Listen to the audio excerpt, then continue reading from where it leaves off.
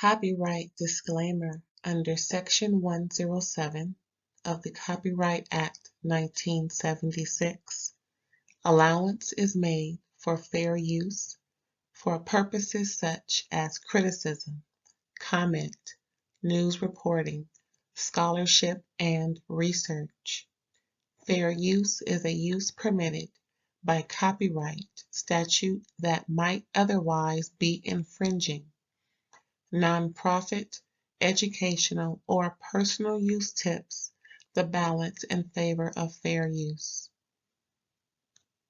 Thank you. Now enjoy the show. Hey, aunties and aunts, thanks for coming by. And thank you for tuning in to another episode of RAERAEs Review, where I'm going to be talking about Real Housewives of Salt Lake City, Season 5, Episode 11. Oh my goodness. Hilarious. OMG, boy, when they get going, they get going. I'm so glad Bronwyn was on the show. She brought, she started it, got in the middle, finished it, and then it went to a whole nother tangent. It was just so much going on at the end of this episode. OMG. I couldn't believe it. Just when you thought it went, look, okay, you know, when the needle scratch, just when that happens, it just goes it just gets better after that. Ooh, girl. Ooh, I was taking notes, baby. Ooh, I was taking notes.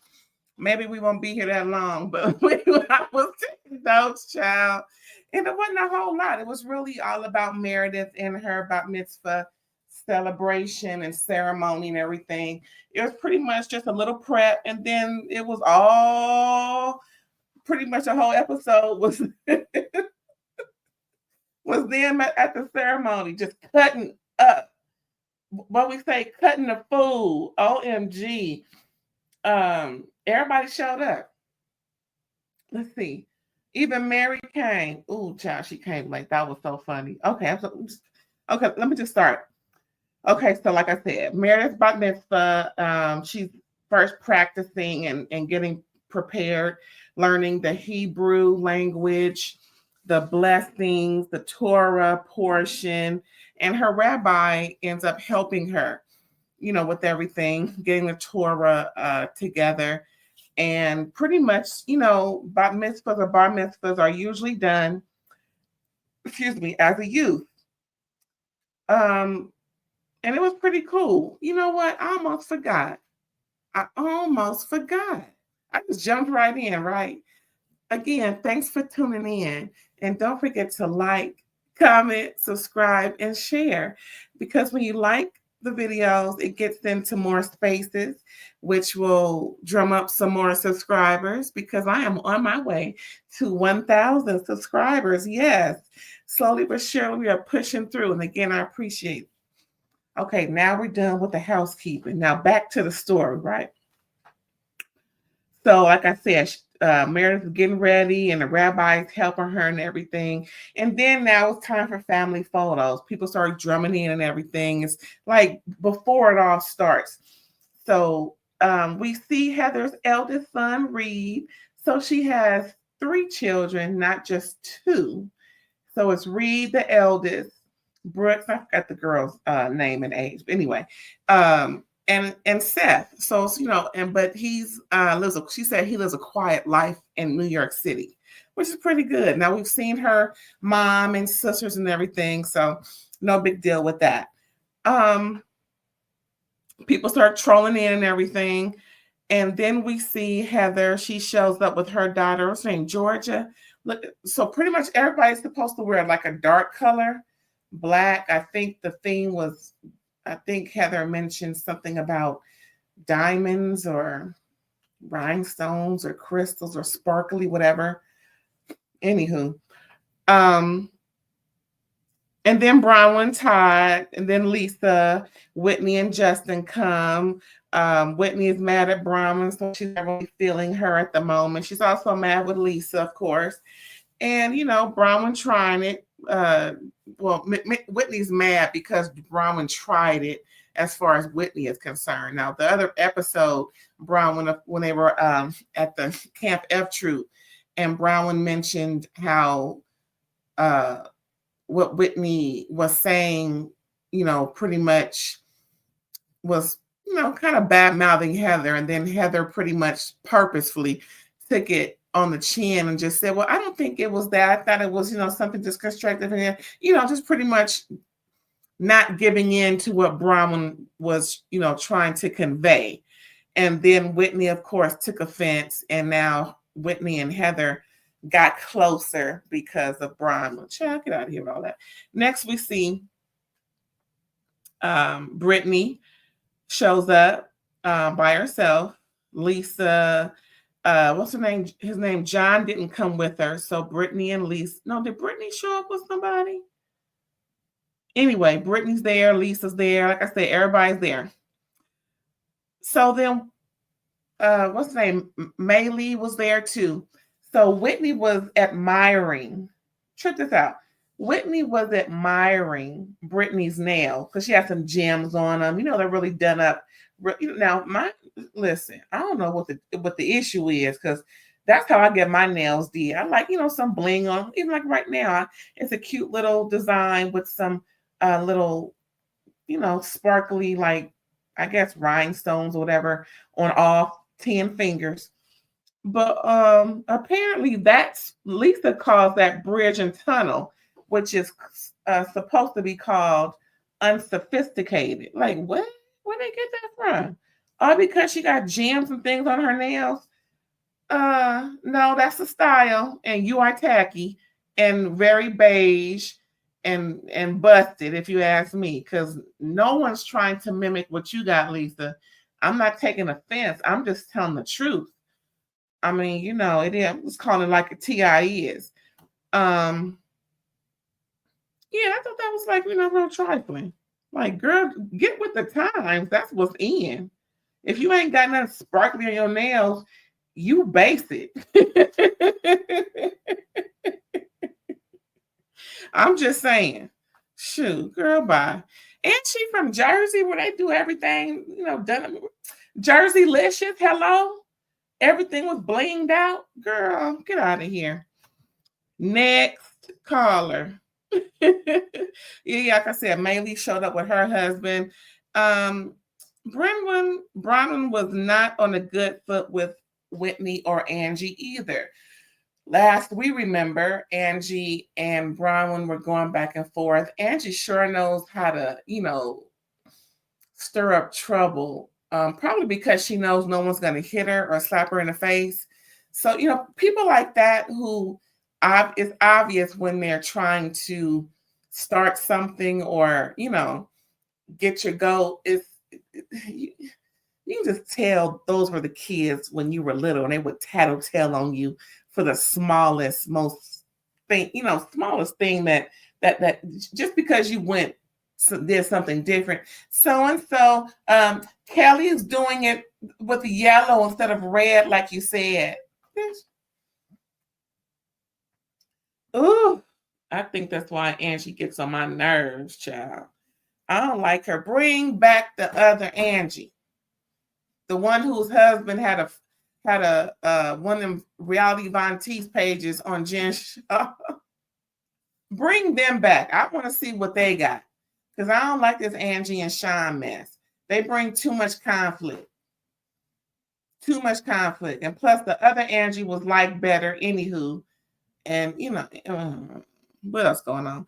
And then we see, speaking of Angie, child, we see a little excerpt from before the party, well, the celebration, where Mary invites Angie over. And Mary is just, just that part of the blur that they showed. Mary is telling Angie that she has a lot going on at home, so she won't be at Meredith's Bat-Mitzvah. And Mary starts crying, and drying her eyes and everything. Angie said, she didn't want to pry, but, of course, if you ever need to talk, she's there. Mary just, thanked her for her kindness. And that was pretty much all of the excerpt that they gave from, that particular. It just, chokes me up a little bit because, I know why she's crying. Child, that's so sad. And then in the confessional, Mary was like, with everything going on, I just can't find a way to, concentrate pretty much on doing anything else other than getting her family together. Girl, I'm hit. We all have our crosses to bear and everything. And because we're, I'm a mother too. And you just want the best for your, you want the best for your children, So I get it. And with it being such a, horrific issue, I think it is, with all those, he named every substance, child. I don't think he left a substance out that I've heard of with all of what he been doing this last 2-3 years. Oh my good. Well, 5 years actually. He said since 16, well, he's 21 now. Oh my goodness. That's a long time to be high on everything. I'm just saying. Actually, the one thing I didn't hear him say was alcohol. My goodness. Did he say it? Anywho, bless him, bless her, bless peace and blessings to the Crosby. Peace and blessings to all them. So anywho, back to the party, right? So here we go.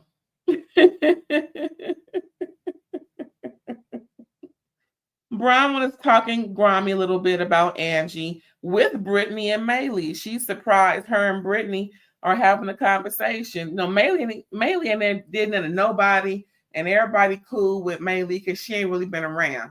She just been around, just here and there. But both Britani and Bronwyn are, surprised that, pretty much they're left to their own devices. Everybody else got an issue with Bronwyn. Pretty much everybody else got an issue, except for Meredith and Mary. Everybody else got an issue with Bronwyn. Heather, of course. Well, Lisa not so much, but anyway. Yeah, so they're going back and forth, and Bronwyn's talking casual shit about Angie. What else happened, child? Britani has a score to settle with Angie because, of course, Angie called her, everything but a child of God when it comes to, her legs being open to all these dudes she was dating. And Britani's like, what? Meredith and her family arrived. And so, listen, the way all this was going, you would be surprised that I'm saying this in the order of, right? So now we see Meredith and her family arriving in horse-drawn sleigh. How nice.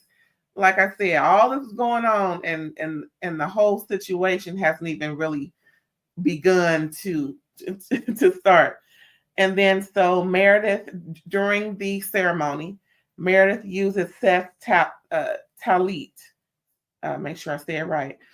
And pretty much that's the shawl, if you will, that they use during the ceremony. And pretty much he recommended it to her earlier, and she agreed to use it.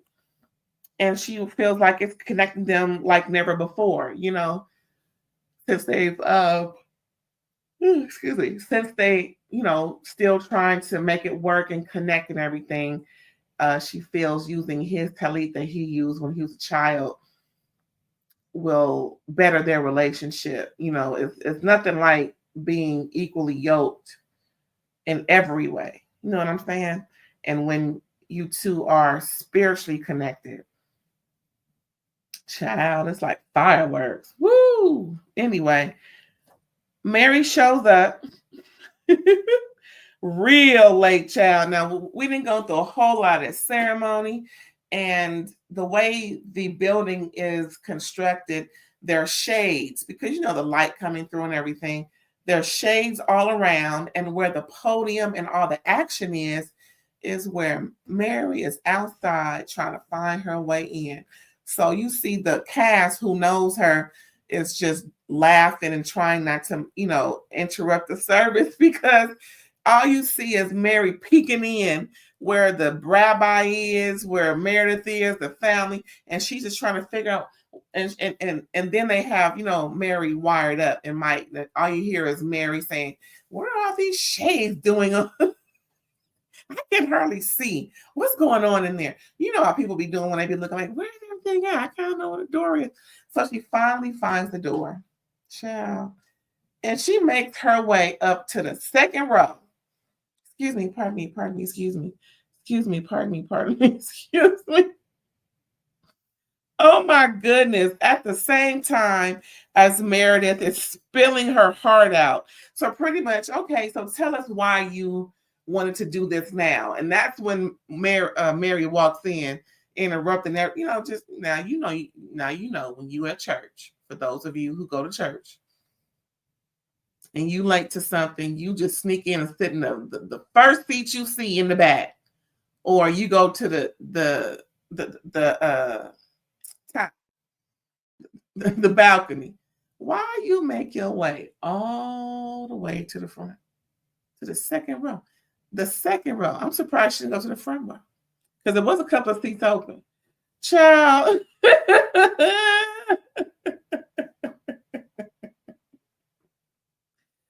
Oh boy. Anyway, so pretty much her kids and her husband, meaning Meredith, they all have their sentiments, and they give their love and appreciation and everything, especially Seth, knowing, what he knows about his wife. And at the end, we all say, Mazel Tov. That's congratulations. Okay, if you didn't know. And I think Andy Bravo says Mazel. But yeah, congrats. That's congratulations. Congrats to Meredith in her spiritual journey, and to all peace and blessings with all of that. Now, child, let's see. I got about a page left. Now it's getting good, child. Are y'all sitting down for this? OMG. Okay. Now I'm going to say it like I wrote it. So pretty much Angie finds a way she tells Lisa that Bronwyn is upset, that they both can tell, and they agree that they can tell that Bronwyn is upset with Angie and not really, wanting to be, to have conversation. But Angie wants to talk to her, and hopefully, it'll be a good conversation. Then, child, next we see Mary approach Meredith and pretty much apologizes the right way. Like I said in my previous review, Mary had so much on her mind that she couldn't see straight. And the last couple of times that she was with Meredith, it just went all wrong. Even when they met up, like I said, when they met up at that art dealership, art studio, whichever it's called. And that conversation should have been the time where they fixed it. But like I said, Mary had so much on her brain, and she couldn't confide at the time. She wasn't ready to say what the issues were that she was having, that it really led her to have a blow up with Meredith. So again, Meredith apologized as well, because it really sounded sincere from Mary, because Mary needed to apologize first. We all get that thing, well, you apologize first, I'll be the bigger person. No. Ain't about being a bigger person. Mary, even though she's in a fight right now, regarding her son and her family, she needed to apologize first. Because like I said, in that apology, she knew that she needed to, make it right. And they both did, and they, it was all good from there, and I'm glad. The next we see Angie and Bronwyn talking. Angie and Bronwyn's like, well, I don't want to fight and argue. This is not the place. But if you want to talk and have a conversation, and I can do that. Anything other than that, I'm not willing to do. So Angie said, okay. So they go off somewhere in a whole another part of the room. And Angie is, pretty much letting her know that, I really expected, for us to have a conversation. And then Bronwyn's interrupted and said, well, is this where you're going to apologize? because if you're not going to apologize now, I really don't want to continue this conversation. And Angie was like, well, I think we both need to apologize. And Bronwyn was like taken aback, like clutching her pearls, like, girl, what? You the one who told me to shut the fuck up 7,000 times, when all I did was just pretty much respond, but not in no way, shape, or form do you think that I need to apologize to you for what? And you know that just sent Bronwyn all the way out. Listen, Angie was staying in the ring, but Bronwyn was giving a couple of knockouts, letting Angie know under no certain circumstance you talk to me like that ever again, because you will have more than just my words to deal with. You will have my ass to kiss and whoop de whoop. And you know, Angie just comes with Angie starts pulling out everything but the kitchen sink. So then Angie just starts bringing up, well, how dare you talk to me like that when you say, you know, since Bronwyn is pretty much letting Angie know that her mouth is a problem, and how dare she talk to her like that in that manner and then expects an apology, then Angie starts bringing up all other things that Bronwyn has said to other people that really has nothing to do with why Angie and Bronwyn have their issues. Yeah, so what? Everybody cuss on the show. Everybody but Mary then said something that's a cuss word. Now, you can't bring up Lisa and Bronwyn's argument when that had nothing to do with you. Angie, you were the one who went off on Bronwyn unnecessarily at Meredith's, at Mary's Audrey Hepburn situation. You went off on her unnecessarily at the F Troop camp thing. That F Troop camp thing, child, I think I would have had to move her chair and let her know at the same damn time. Yeah, just, you know, Angie's bringing up all kind of other stuff that really don't have the, you know, nothing to do. And then Todd comes over, child. Now, you know, when Todd come over, it's a done data. So pretty much he came to rescue Bronwyn. Bronwyn is I think she got a little red, child. She was heated, and then he tries to, you know, be a gentleman and diffuse the situation, and pretty much offers Angie, would you like another drink, or you know, whatever. Bronwyn didn't like that at all. I'm offering that bitch another drink. That's pretty much what she said. Now I don't remember exactly what she said, but in my interpretation, don't be offering that bitch another drink. What the fuck you talking to? Because actually, I'm just thinking about what I would have said. Maybe that's why I can't remember what Bronwyn said, child. Let my man offer the hoe that's arguing with me just to diffuse the situation and be a gentleman. Fuck that hoe. No, you just grab me about around my waist, kiss me on my neck, and have a conversation with me. Take me out in a loving way. But don't be trying to cozy up to this bitch. Oh, I'm talking grimy, huh? Yeah, that's how it's supposed to be. Todd, if you're listening, watching, and listening, somebody get this to you. This is all in love. I'm not cussing you out, but I'm just saying, when your wife, and I'm a woman, so I get it. Just listen, Todd, listen. You my man, right? I'm arguing with this hoe. Yeah, she a hoe.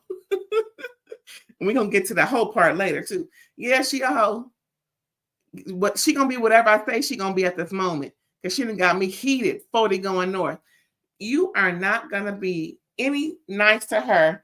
You're going to turn your back to her and step in between us and whisk me off into the sunset, so to speak to so, and just love on me and tell me how beautiful I am while we are getting a drink.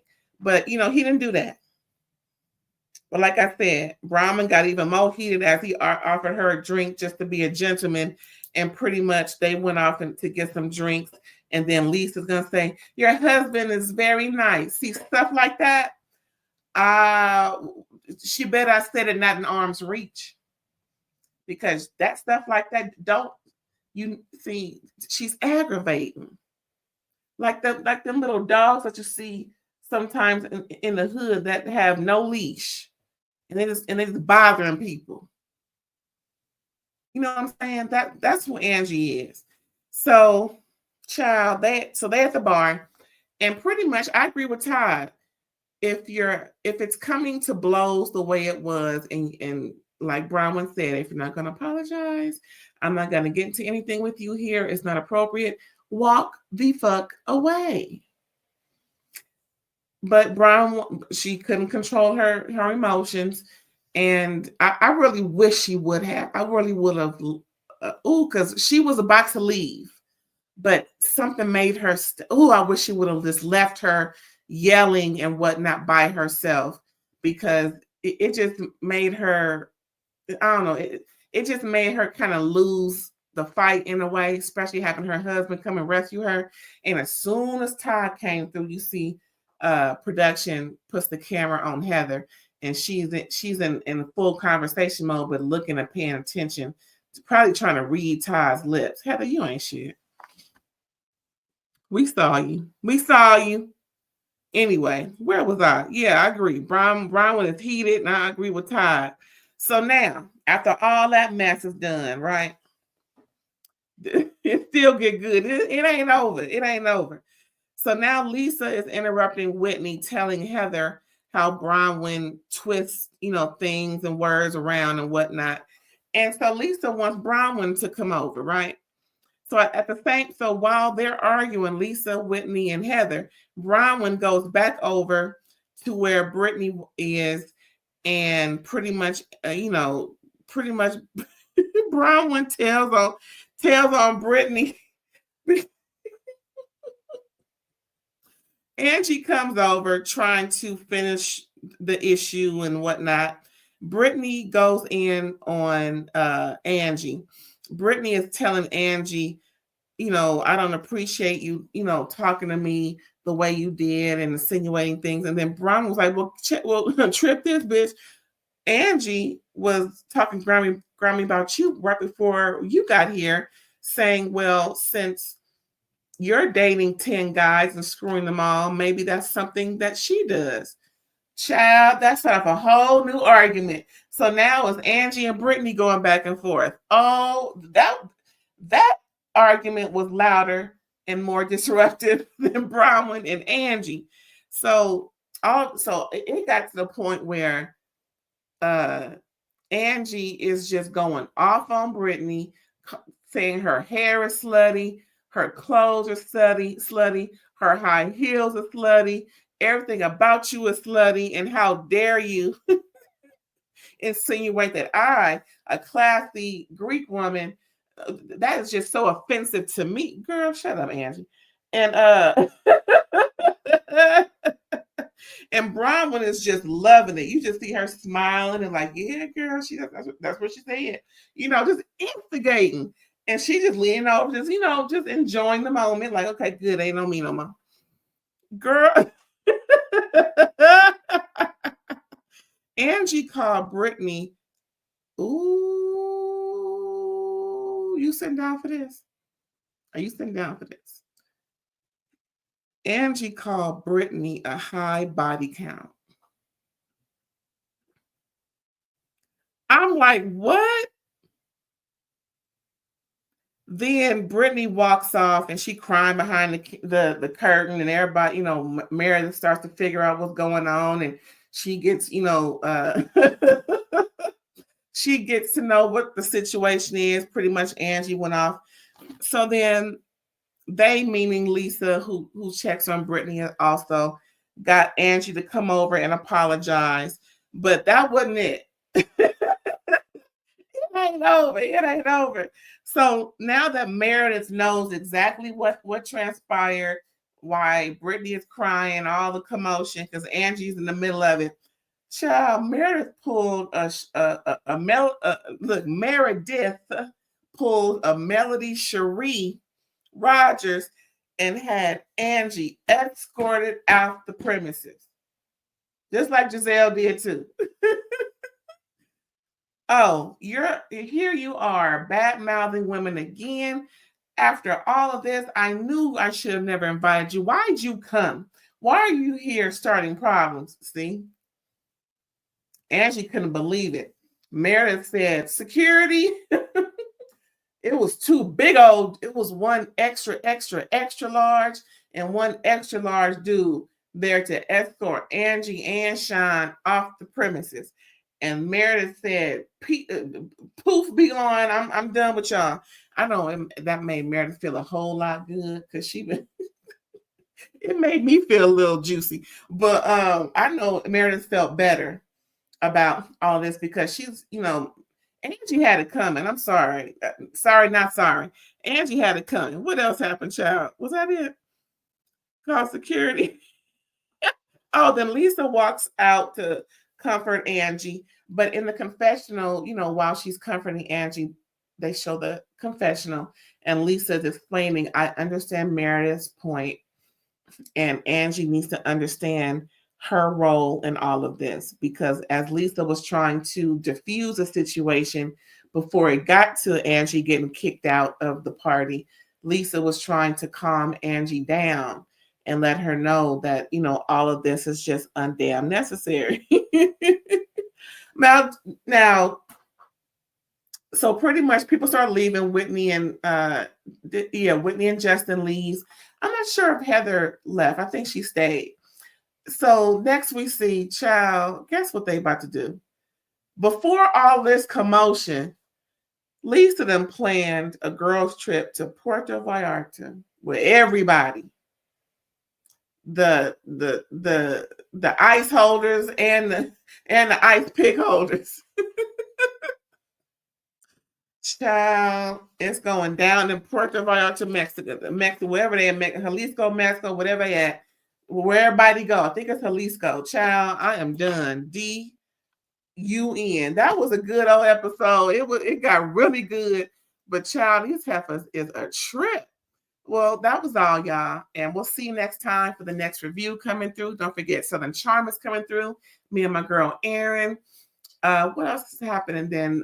Bell Collective, Love and Marriage. Just stuff is coming through, y'all. Just check the library, come back to my channel, and if you haven't already, turn your notifications on so you know when things is dropping, and make sure the bell is black. That lets you know that when all of what I'm dropping is coming through. Sometimes it's the same day, sometimes it's the next day, but you will know. And also you see my name on IG. I'm always posting on there, IG and Threads, and then Blue Sky. So go ahead and check me out. And thanks again for tuning in. Bye.